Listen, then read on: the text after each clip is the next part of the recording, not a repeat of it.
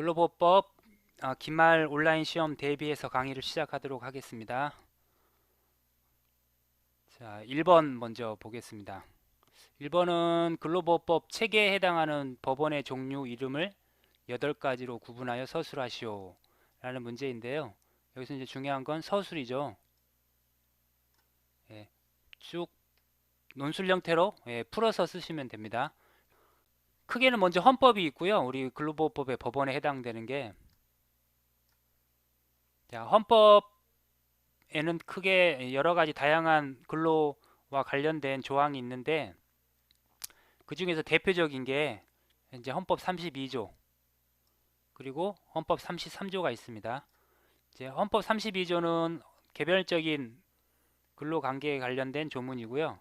헌법 33조는 단체, 단체와 관련된 노사관계에 대해서 명시한 조문입니다. 그래서 이 헌법에 따라서 최상위법인 헌법에 따라서 이제 노사 관계에 대한 법령이 나오는데요. 이 법령은 세 가지가 있습니다. 이제 개별적인 근로관계 법령, 집단적인 노사관계 법령, 그리고 사회보장 성격이 있는 고용보장 법령, 이렇게 되어 있습니다. 그래서 그 우리 교재에서 보시면 알겠지만 총 8가지로 구분을 한다면 먼저 헌법이 있고요. 그리고 법령 중엔 개별적 근로관계 법령, 집단적 노사관계 법령, 고용보장 법령 이렇게 있고, 또 국회에서 제정한 법은 아니지만 노사가 자치적으로 만든 규범이 있습니다. 이 규범이 크게 세 가지 종류가 있거든요. 근로계약, 취업규칙, 이제 단체협약이 있고요. 이렇게 하면은 총 헌법 하나, 둘, 셋, 넷, 다섯, 여섯, 7가지가 되고요. 마지막으로 국내법과 같은 효력을 가지고 있는 국제법 있죠. 노동관계 국제협약이 있습니다. 이렇게 하면 총 8가지가 돼서 교수님이 원하는 법원의 종류 이름 8가지가 되는데, 요거를 쭉 이렇게 풀어서 쓰시면 됩니다. 관련된 교재는 우리 교재 16페이지에서 21페이지까지가 있는데요. 그거 한번 보시면, 자, 우리 16페이지 보시면 먼저 법원으로 헌법이 있고요. 이 헌법은 크게 대표적으로 32조가 노동권에 관련된 거, 33조가 노동 3권. 지금 노동권에 관련된 건 개별적인 거고, 노동 3권에 관련된 건 집단적인 조문이라고 할 수 있죠. 그래서 헌법이 이제 법원으로 첫 번째가 있고요. 그 아래 이제 노동관계 법령으로 개별적인 근로관계 법령, 집단적인 노사관계 법령, 또 고용보장 법령이 있다. 이렇게 세 개가 있고, 그 아래 노사자치규범으로 근로계약, 취업규칙, 단체협약이 있다. 그리고 국내법과 동일한 효력을 가지고 있는 노동관계 국제협약이 있다. 이렇게 총 8가지가 있습니다. 이 서술을 하라고 했으니까 그 관련된 내용들은 교재를 보시고 쭉 정리를 하시면 돼요. 너무 뭐 장황하게 쓰실 필요는 없고요. 여기서 문제에서 딱히 뭐 이렇게 간략하게만 서술을 하시면 될 것 같아요. 그래서 헌법 대표적으로 32조와 33조가 있다. 이제 뭐 번호를 이제 차례로 8가지가 있으니까 1번 헌법이 있고, 또 2번 개별관계, 근로관계, 개별적인 근로관계 법령. 자, 개별적인 근로관계 법령은 대표적인 게 우리가 지금 배우고 있는 근로관계법이 근로기준법이 있다. 이렇게 정리를 하면 되고요. 집단적 노사관계 법령은 우리가 이제 2학기 때 배울 노동조합 및 노동관계 조정법이 있다. 그리고 이제 고용보장 법령으로 뭐 이런 고용보험법, 대표적인 고용보험법이 있다. 이제 이렇게 하면 이제 4가지가 되고, 또 노사가 자치 규범으로 근로계약, 취업규칙, 단체협약이 있다. 뭐 근로계약은 이제 우리가 이제 사용자와 근로자가 이제 체결하는 계약이고요. 여기 관련된 내용들은 있으니까 요거 보시고 예, 이렇게 정리를 하시면 되고, 또 마지막 8번째가 예, 노동관계 국제협약이 있다. 이것도 뭐 간단하게 한두 줄로 네, 정리를 하시면 될 것 같습니다. 이렇게 하면 8가지 예, 협약이 됩니다. 자, 2번 임금 지급의 원칙을 6가지로 구분하여 서술하시오. 임금은 우리 교재 4강에 있습니다. 그러면 109페이지 4강을 한번 보시면요. 임금의 지급 원칙 있습니다. 이게 109페이지입니다. 임금의 지급 원칙은 총 3가지 법에서 네, 그거 임금의 지급 원칙을 서술하고 구분을 하고 있는데요. 첫 번째가 근로기준법, 두 번째 남녀고용평등법, 세 번째 최저임금법에서 각각 임금의 지급 원칙을 명시를 하고 있는데 근로기준법에서는 4가지가 나옵니다. 통화지급원칙, 직접지급의 원칙, 전액, 정기. 통화는 통화로 이제 지급을 해야 한다는 거고, 뭐 회사에서 나오는 현물이나 이런 거 안 된다는 거죠. 직접은 근로자한테 직접, 전액은 나누지 말고 한꺼번에 전액, 정기는 매달 일정한 기간에 해야 된다. 이런 원칙이고요. 근로기준법에서는 총 4가지 원칙이 있고요. 남녀고용평등법에서는 남녀 동일같이 노동에 대해서는 동일한 임금을 지급해야 된다는 원칙 1가지가 있고요. 최저임금법에서는 최저임금 이상으로 지급해야 되는 원칙, 이렇게 해서 총 6가지가 있습니다.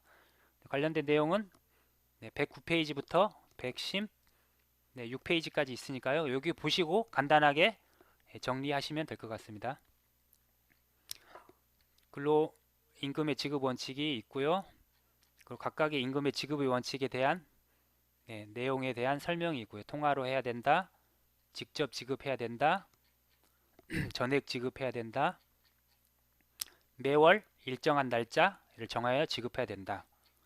그리고 남녀고용평등법에서는 동일한 사업 내에 동일 가치 노동에 대해서는 동일한 임금을 지급해야 된다. 그리고 최저임금법에서는 노동부 장관이 매년 정하는 최저임금 이상으로 임금을 지급해야 된다. 이렇게 총 6가지 원칙이 있습니다. 자, 3번은 이제 연장 근로에 대한 가산 수당을 지급해야 되는데 여기 이제 얼마를 지급해야 되느냐 이제 계산하는 문제인데요. 한번 보겠습니다. 우리가 이제 표준 근로 법정 기준 근로 시간이 있는데 이 법정 기준 근로 시간을 연장이나 초과해서 하는 근로를 통틀어서 연장 근로라고 하고요. 이 연장 근로를 구분을 하면 시간의 근로 또는 이게 협의의 연장 근로라고 합니다. 이거는 이제 법정 기준 근로 시간을 초과해서 하는 근로를 우리가 시간의 근로, 연장 근로라고 하고요. 야간 근로는 이제 밤 10시, 오후 10시부터 그 다음날 새벽 6시까지 하는 근로, 이거를 야간 근로. 휴일 근로는 우리가 휴일에 하는 근로, 이렇게 구분을 하는 거고요. 이제 그 근로에 대한 급여가 달라지죠. 우리가 통상 임금은 이제 법정 기준 근로 시간에 했던 통상 임금으로 한다면 연장 근로에 대해서는 거기에 50%를 가산해서 추가로 지급을 해야 되는 거고요. 휴일 근로는 8시간 이내의 휴일 근로에 대해서는 50% 이상 가산하지만 8시간을 초과한 거에 대해서는 100%를 가산을 하는 거고요. 야간 근로는 50%를 가산하는 겁니다. 나머지는 다 50%인데 휴일에 8시간을 초과한 근로에 대해서만 100%를 가산해서 지급하는 겁니다. 만약에 중복됐다. 야간 근로이면서 뭐 연장 근로다. 그러면은 각 사유에 해당하는 그 가산 임금을 모두 다 합산해서 지급을 하게 되는 겁니다. 자, 이런 보상 규정에 따라서 우리가 이 문제를 한번 풀어보면요. 자, 19시에서 24시까지의 시간의 근로라고 했으니까 먼저 근로 시간은 5시간이죠. 5시간에 대한 일반적인 그 근로에 대한 시간에 대한 이제 임금은 우리가 통상 임금이 10,000원이라고 그랬으니까 10,000원에 대해서 5시간을 하면 50,000원이 되고요. 그런데 이게 지금 시간 외의 근로죠. 그렇게 시간의 근로는 50%를 가산해야 됩니다. 그래서 5시간에 대해서 10,000원에 대해서 50%를 가산한 25,000원을 추가로 줘야 되는 거죠. 그런데 19시에서 24시 중에는 이 오후 10시에서 12시까지가 이 2시간 동안은 시간의 근로 외에 또 야간 근로까지 지금 포함이 되는 거죠. 야간 근로는 네, 오후 10시부터 새벽 6시까지니까 이 2시간이 야간 근로에 해당됩니다. 이 야간 근로는 50%는 또 추가로 가산해서 줘야 됩니다. 그래서 이게 중복이 되는 경우는 모든 걸 다 합산해야 하기 때문에 만 원에 50%또 2시간을 했으니까 만 원이 더 추가로 가산을 해줘야 됩니다. 이렇게 다 합하면 총 85,000원을 보상을 해줘야 되는 거죠. 자, 마찬가지로 일요일에 9시간 근로시키는 경우는 9시간의 근로에 대한 일반적인 임금을 줘야 되죠. 그거는 만 원에 9시간에서 9만 원을 줘야 되는 거고, 이 중에 8시간에 대해서는 휴일 근로에 대해서는 8시간 내에서는 50%를 이제 가산을 해줘야 되니까 4만 원. 근데 8시간을 초과했죠. 1시간이든 초과됐죠. 이 1시간 초과된 그 근로에 대해서는 100%, 8시간 초과는 100%니까 그래서 또 만 원을 줘야 됩니다. 그러면 총 휴일에 9시간을 근로한 근로자에게는 14만 원의 보상을 해줘야 되는 거죠. 자, 관련된 문제가 191페이지, 192페이지에 똑같이 문제가 있습니다. 우리 교재에 한번 보시겠습니다. 자, 191페이지는 이제 연장 근로에 대한 그 보상을 어떻게 해야 되느냐, 그 보상에 대한 규정이 이렇게 나와 있고요. 아까 제가 정리해 드린 그 내용입니다. 그리고 이러한 보상 규정에 따라서 우리 지금 나와 있는 문제랑 똑같은 사례 1과 2가 있습니다. 그 사례 1과 2를 제가 조금 더 정리해 놓은 게 이렇게 표로 정리해 놓은 거고요. 이게 이제 똑같은 문제니까 보시고 참고를 하시면 될 것 같습니다. 192페이지에 예제로 사례 1, 2가 똑같이 있으니까 보시고 네, 하시면 되겠습니다. 자, 그 다음 문제 4번. 자, OX 문제고요. 자, 4-1번 취업 규칙에 대한 겁니다. 취업 규칙은 3강입니다.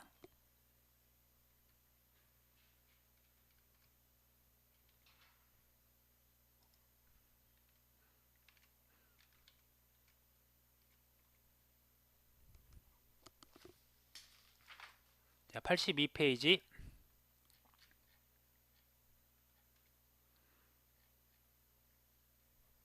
자, 취업 규칙은 사용자가 그 근로자들에게 공통적으로 적용된 거를 사용자가 그 규정을 그냥 만드는 거죠. 그렇기 때문에 그 근로자가 여기에 대해서 어떤 동의나 이런 게 해줄 필요는 없는 건데요. 이제 작성을 하는 거니까. 그런데 이제 이거에 이미 작성된 취업 규칙에 변경하는 경우가 있습니다. 이게 이제 불리한 변경인 경우에는, 단순한 변경인 경우에는 그냥 의견만 청취하게 하면 되는데, 불리한 변경을 하는 경우에는 근로자 대표의 동의를 받아야 됩니다. 이게 82페이지에 나와 있고요. 그래서 동의를 받아야 된다는 맞는 말이고요. 자, 4-2020년 최저임금은 시간급 8,590원이다. 요거 한번 검색을 하시면 나옵니다. 이거는 맞는 말이고요. 자, 4-3. 자, 사용자는 출근율, 근로시간에 관계없이 모든 근로자에게 일요일에 유급 휴일을 주어야 된다. 유급 휴일은 우리 교재 8강에 나와 있습니다. 자, 8강 212페이지를 보시면요. 유급 휴일은 보통 우리가 주 휴일이라고 그러죠. 그러니까 주중에 개근한 일주일 동안의 소정 근로일, 개근한 자에게 하루를 유급 휴일을 주는 겁니다. 그래서 여기 나와 있는 것처럼 출근율이라든지 출근 시간에 관계없이 모든 근로자에게 일요일에 유급 휴일을 주어야 한다는 것은 틀린 말입니다. 모든 근로자도 틀렸고요. 일요일에 유급 휴일을 주어야 한다는 말도 틀렸습니다. 보시면 반드시 일요일 필요는 없습니다. 결국 4-3은 이제 틀린 얘기고요. 자, 4-4. 사용자는 1년간 80% 이상 출근한 근로자에게 다음 해에 15일에 유급 휴가를 줘야 된다. 이것도 8강에 이제 보시면 215페이지 보시면 휴일에 대한 연차 유급 휴가에 대한 건데요. 자, 215페이지 제일 아래쪽에 보시면 1년간 80% 이상 출근한 근로자에게 다음 해 15일에 유급 휴가를 줘야 한다 라고 근로기준법에 나와 있습니다. 그래서 이거는 맞는 문구입니다. 자, 4-5 사용자는 임신 중인 여성 근로자에게 출산 전후 휴가 기간을 90일, 다태아 임신의 경우 이제 쌍둥이 이상 경우에는 150일, 그리고 남성 근로자에게 10일의 출산 간호 휴가를 주어야 한다. 요거는 11강 한번 보시면 됩니다. 이제 페이지 339페이지인데요. 우선 뒤쪽에 나와 있는 이 남성 근로자에게 10일의 출산 간호 휴가를 줘야 되는지, 배우자의 출산 간호 휴가가 있습니다. 배우자가 요청을 하게 되면 청구하는 경우에 한해서 10일의 휴가를 줘야 하고, 이 10일의 휴가는 모두 유급으로 줘야 됩니다. 그래서 이 뒤쪽에 있는 남성 근로자에게 10일의 출산 간호 휴가를 줘야 된다는 얘기는 맞는 얘기고요. 이쪽 앞쪽에 여성 근로자에게 출산 전후 휴가를 줘야 되는 문제는 우리 12강 380페이지에 있습니다. 출산 전후 휴가가 있습니다. 380페이지 위쪽에 보시면, 자, 사용자는 임신 중의 여성에게 출산 전과 출산 후를 통하여 90일의 출산 전후 휴가를 줘야 되는데, 여기 이제 다태아 자녀 둘 이상 자녀를 임신하는 경우에는 120일을 주는 겁니다. 그래서 150일을 주는 경우가 아니죠. 이게 틀렸습니다. 그래서 결국은 틀린 얘기입니다. 자, 4-6 사용자는 18세 미만자, 기간제 근로자, 단시간 근로자, 파견 근로자의 근로계약을 체결하는 경우에 근로조건을 모두 서면으로 명시하여 이를 교부해야 된다. 자, 요게 얘기는 먼저 살펴봐야 할 게 그 근로계약에 관련된 3강의 71페이지를 한번 보시겠습니다. 자, 근로조건의 명시 71페이지 근로조건의 명시에 보시면 여기는 지금 18세 이상 그 근로자에 대한 명시 사항이 나오고요. 명시라는 거는 분명하게 그 나타내서 그거를 이제 얘기를 해야 된다는 얘기죠. 명시할 사항으로는 이렇게 총 이제 명시해야 할 사항이 이렇게 있는 거고요. 이 중에 여기 위에서 총 4개까지 임금이라든지 소정 근로시간, 주휴일, 연차 유급 휴가, 요 4가지는 서면으로 교부해야 됩니다. 그래서 분명하게 나타내야 될 사항은 요 총 8가지가 있지만 7가지가 있지만, 이 중에서 반드시 서면으로 얘기해야 될 부분은 이렇게 4가지가 있습니다. 이거는 18세 이상 근로자에 해당되는 거고요. 우리가 특별한 근로자, 여기서 이제 18세 미만이라든지 그리고 비정규직, 이제 18세 정규직에 대해서는 이렇게 이제 명시해야 될 부분과 서면으로 얘기해야 될 부분이 서로 달리 있지만, 18세 미만과 각각 비정규직 근로자는 어떤 식으로 해야 되는지에 대한 부분이 각각 18세 미만자에 대해서는 연소자이기 때문에 12강에 있고요. 12강 389페이지 한번 보시겠습니다. 18세 미만자에 대한 근로계약에 대해서 나오는데요. 사용자가 18세 미만인 근로자와 근로계약을 체결하는 경우에는 근로기준법 제17조에 따른 근로조건을 모두 서면으로 명시하여 교부해야 된다. 17조에 따른 근로조건이라는 건 아까 우리가 여기서 봤던 요 사항입니다. 요 사항을 명시해야 되는데, 그 중에서 위에 4가지의 경우에는 일반적인 18세 정규직에 대해서는 서면으로 교부해야 되지만, 우리가 18세 미만자인 경우에는 모두 서면으로 명시를 해야 됩니다. 그래서 일단은 18세 미만자에 대해서는 모두 서면으로 명시해야 된다는 맞는 얘기고요. 나머지 기간제, 단시간, 파견 근로자는 비정규직에 대한 부분인데 3강에 있습니다. 네. 자, 405페이지 보시면 그 기간제법에 따라서 앞에 두 부분, 기간제 근로자와 단시간 근로자, 기간제 근로자와 단시간 근로자의 근로계약은 각각 근로계약 기간이라든지 근로시간 추계, 임금 구성 항목, 계산 방법 및 지불 방법 또는 휴일, 휴가, 취업 장소와 종사하여야 할 업무, 이런 사항들을 서면으로 명시해야 된다. 이 사항은 반드시 모두 다 서면으로 명시해야 됩니다. 그러면 기간제 근로자나 단시간 근로자도 근로조건을 다 서면으로 명시해야 되는 거고요. 파견 근로자는 파견법에 나와 있는데요. 411페이지, 우리 같은 장 411페이지를 한번 보시겠습니다. 자, 411페이지는 이제 파견 근로자에 대한 고지, 즉 이제 파견 계약에 할 때 명시 사항인데 이 부분도 다 모두 다 서면으로 알려줘야 됩니다. 이제 서면으로 알려줘야 할 부분이 이렇게 이제 나와 있고요. 자, 이렇게 나와 있고, 그래서 이 부분도 근로계약에 대한 부분은 모두 서면으로 명시해야 된다가 맞는 말입니다. 그래서 4-6은 맞습니다. 자, 5번. 사용자는 근로자의 정년을 60세 이상으로 정해야 된다. 242페이지 우리 정년에 대한 부분인데요. 이거는 9장에 있습니다. 이 9장 242페이지를 보시면, 자, 242페이지 제일 아래에 있습니다. 정년제도는 이제 고령자 고용법에서 정했는데요. 사업주는 근로자의 정년을 60세 이상으로 하여야 한다라고 정했습니다. 그래서 정년은 60세 이상으로 정해야 된다는 거고요. 자, 5- 상시 100명 이상의 근로자를 고용하는 사업주는 장애인을 의무 고용률 이상으로, 장애인에 대한 거는 우리 좀 특수 근로자 중에 14강에 나옵니다. 14강에 페이지 보면 435페이지를 한번 보시면요. 장애인 의무 고용률이 있는데 이제 일정한 수 이상의 사업장에서는 장애인을 그 사업장에 의무적으로 고용해야 되는 할당량이 있습니다. 그게 정해지는 게 433페이지에는 보시면 상시 50명 이상 근로자를 고용하는 사업주는 근로자 총수의 100분의 5의 범위에서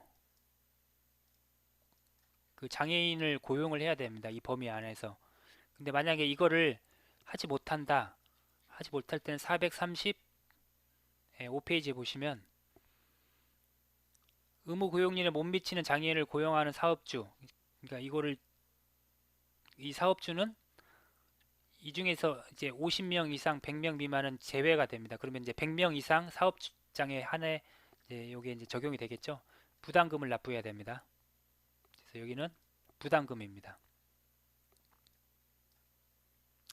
자, 5-3번. 고용 허가제로 입국한 외국인 근로자는 국내에서 최고 몇 년까지 취업할 수 있다. 여기도 같은 장 14강입니다. 자, 보시면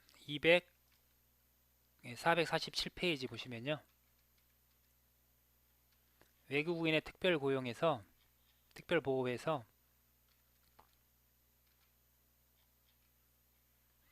자, 외국인 근로자는 447페이지 아래쪽에 보시면 외국인 근로자는 입국한 날로부터 3년, 입국한 날입니다.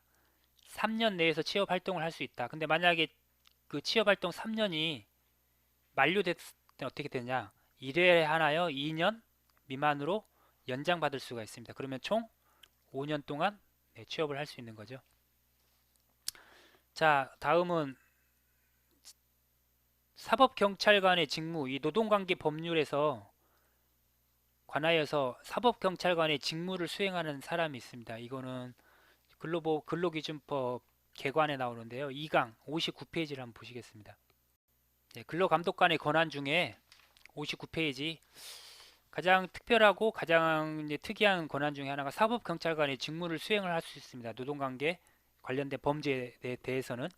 그래서 근로감독관이 사법경찰관의 직무를 수행을 하게 됩니다. 자, 그리고 5-5 근로자가 노동위원회에 부당해고 구제 신청을 하려면 부당해고가 있었던 날로부터 언제 이내에 신청서를 제출해야 된다. 이거는 이제 구제에 대한 475페이지에 있습니다. 근로자의 구제 신청 중에 부당해고에 대한 거는 3개월 이내에 지방노동위원회에 부당해고 구제 신청을 해야 됩니다. 그래서 3개월입니다. 자, 6번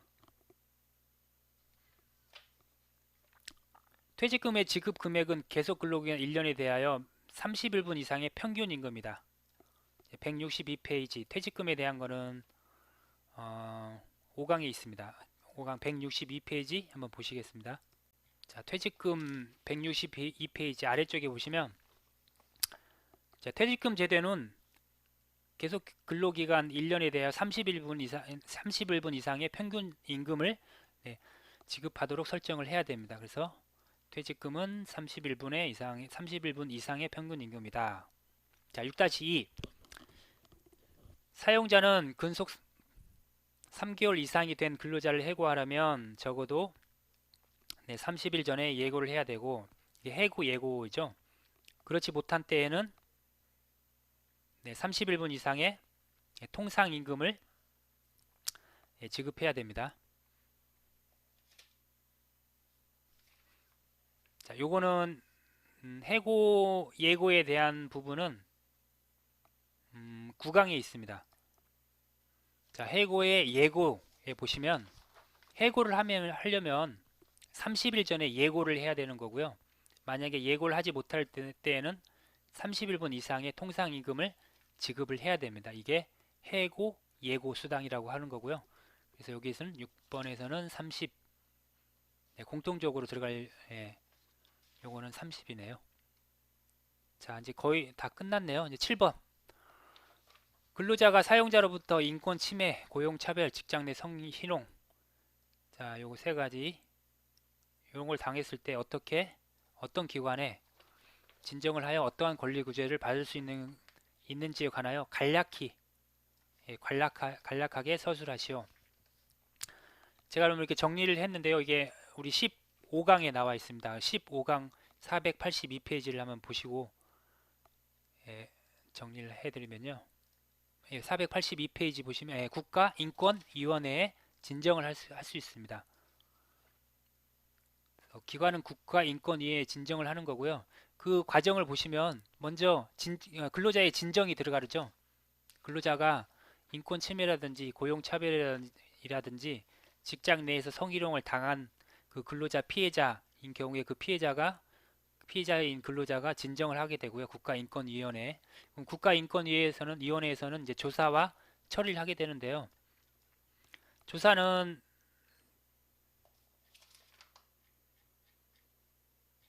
각각의 행위에 대해서 직권으로 조사를 할 수도 있고요. 근로자의 신청에 의해서도 조사를 하게 됩니다. 그래서 그 과정은 일단 근로자의 진정, 그리고 국가인권위원회의 조사, 그리고 이하 처리, 이렇게 세 가지로 구분을 해 줄 수가 있는데요. 각각의 처리에 대해서는 나오는 것들은 저희가 이제 교재에 나와 있는 것들을 큰 번호 제목으로 정리를 한 거고요. 여기서 이제 간략히 서술하시오라고 했기 때문에 굳이 그 상세한 부분까지 쓸 필요는 없고, 이렇게 큰 부분만, 큰 제목들만 쓰고 간략하게 그 단계에서 어떤 일을 하는지만 한 줄 정도로만 쓰시면 될 것 같습니다. 그 부분이 교재에 다 나와 있기 때문에 교재를 보시고 제가 정리를 한번 해드리겠습니다. 482페이지에서 489페이지가 국가인권위원회에 진정을 하게 되고 이제 구제를 받을 수 있는 과정에 대해서 나와 있는데요. 자,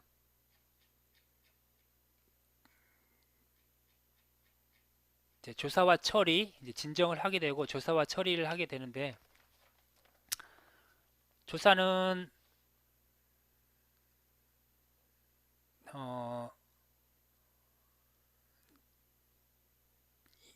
진정에 대해서 조사를 하게 되는 거고, 또는 직권으로 조사를 할 수도 있습니다. 그리고 각각의 그 조사를 한 사건에 대해서 이제 처리를 하게 되는데요. 처리는 총 9가지, 아마 9가지에 관련 그 처리하는 방법이 있습니다. 그래서 각하와 기각이 있고요. 각하는 이 자체가 전혀 우리 사건이 아니다. 각하의 이제 원인이 있는데요. 이유가 없다, 명백하게 거짓이거나 이유가 없다고 인정되는 경우, 또는 뭐 사건 발생이 1년 이상이 지난 진정인 경우, 뭐 이런 경우에는 각하를 내리고요. 또는 이제 기각을 하기도 하는데, 그 기각 조사한 결과 내용이 사실이 아니거나 뭐 객관적인 증거가 없는 경우에는 이제 기각을 한다. 이렇게 각하와 기각에 대해서 일일이 다 뭐 기재를 할 필요는 없는 것 같고요. 대표적인 거 하나만 떼서 각하나 기각을 한다, 이렇게 쓰시면 될 것 같고, 또 다른 구제로 이제 권고가 있습니다. 합의를 권고하고 하게 되는 거고요. 권고는 이제 이 국가인권위에서 이제 당사자에게 이렇게 구제 조치를 하고 합의를 이제 중간에서 이제 권고를 하게 되는 거죠. 네, 합의를 권고를 하기도 하고 또는 이제 조정을 하기도 합니다. 조정은 당사자들이 신청을 하거나 또는 위원회가 직권으로 해서 조정을 하게 되고 조정과 권고는 이제 비슷한 얘기죠. 비슷한 얘기 상황이고요. 이제 구제 또는 이제 구제 조치 등을 권고를 하게 되고 하기도 하고요.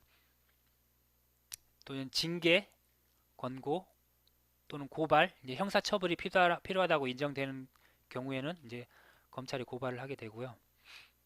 또는 이제 피해자가 아직 그 조사가 끝나지 않은 경우에 권리구제가 필요하다고 인정을 됐때는 대한법률구조공단에 법률구조를 또는 요청을 할 수 있습니다. 또는 긴급구제, 예, 그 진정 결정 아직 결정이 나지 않은 상태에서 신청인이 피해가 발생이 그 신청인의 피해가 계속적으로 발생을 할 수 있는 그 가능성이 있는 경우에는 긴급구제 조치를 권고를 할 수 있고 이렇게 총 한 8가지 예, 대해서 구제 조치를 할 수가 있습니다. 그래서 이 각각의 구제 조치들을 상세하게 적을 필요는 없는 것 같고요. 이제 간략히 서술을 하라고 했으니까 이렇게 크게 진정과 국가위원회의 조사 또는 국가위원회에서 조사한 내용을 가지고 처리를 하게 되고 그 처리의 그 내용에는 8가지 크게 8가지 형태로 이제 구제 조치 처리를 하게 된다. 이렇게 해서 간략히 서술을 하시면 될 것 같습니다.